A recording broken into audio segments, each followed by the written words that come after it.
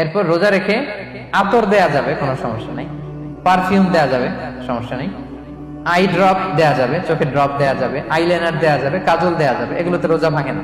এরপরে diabetic patient যারা আছে তারা ইনসুলিন দিতে পারবেন, এত রোজা ভাঙে না। এটা আমাদের লাগে না, আমাদের অনেক মুরব্বীদের দিতে হয়, আমাদের আব্বা আম্মাদের। তো এটা আপনারা জেনে গেলেন, ইনসুলিন দিলে রোজা ভাঙে না। এরপরে 10 নম্বর খুব মজার একটা পয়েন্ট, খাবারের যদি লবণ চেক করা হয় এতে রোজা ভাঙে না। তবে ঘরে আপনারা এটা ট্রাই করবেন না, এটা রেকমেন্ডেড না। এটা কখন রেকমেন্ডেড? এটা বড় শেফদের জন্য। লেটস সে রমাদানে 1000 লোকের বিরিয়ানি করা হবে, আল্লাহর বান্দারা রোজাদাররা খাবে, এটা লবণ বেশি হলে খাইতে পারবে? পারবেন।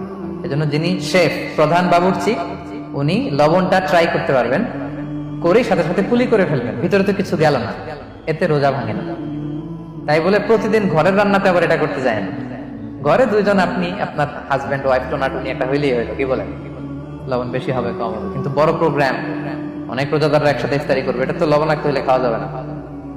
তো সেক্ষেত্রে শেফ যদি জাস্ট জিব্বা দিয়ে লবণটা একটু ট্রাই করে নেয় যে অ্যাড করতে হবে না, ঠিক আছে, সাথে সাথে কুলি করে ফেলে, রোজা ভাঙবে না। দলিল কি?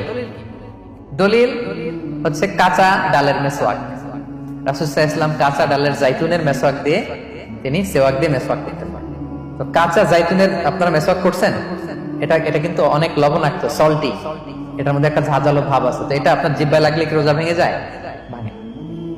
এবং আপনি যদি সমুদ্র অঞ্চলে সফর করেন, সমুদ্রে লেটস সে 1 মাসের, আমাদের এই যে বাংলাদেশে তো এখন এই কি বলে প্রায় 7 লক্ষ টাকা করে দিচ্ছে আমাদের হাজিদের জন্য, হজ করতে হলে প্রায় 7 লক্ষ টাকা লাগবে। তো এরকম ঘোষণাও দেখলাম যে নেক্সট ইয়ার থেকে সমুদ্র পথে যাওয়া যাবে কম খরচে।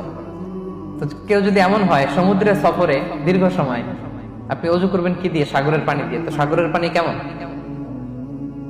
সাগরের পানি দিয়ে আপনার কুলি করতে হবে না? মাছ মজা করবেন না? তা আপনার কি রমজানে যদি কুলি করেন আপনার রোজা ভেঙে যাবে? ভাঙবে না।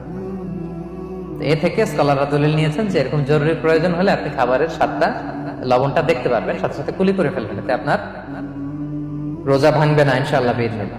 অনেকে প্রশ্ন করে এনজিওগ্রাম করা যাবে কিনা? এনজিওগ্রাম এগুলো করা যায়, এই যে হার্টের পেশেন্টদের জন্য এখান থেকে একটা এই ক্যাথেটার ঢুকায়, যদি এটার মধ্যে ওষুধ লাগানো থাকে তো এটা হার্টের দিকে যায়, এটা স্টোমাকে যায় না, এগুলো করা যাবে। তাহলে এই বিষয়গুলো অলমোস্ট মুত্তাফাক আলাই, মানে সর্বসম্মতিক্রমে, এতে আপনার রোজা ভাঙবে না ইনশাআল্লাহ বিইজনিল্লাহ। এই পয়েন্টটা ক্লিয়ার না? Please subscribe and like, share.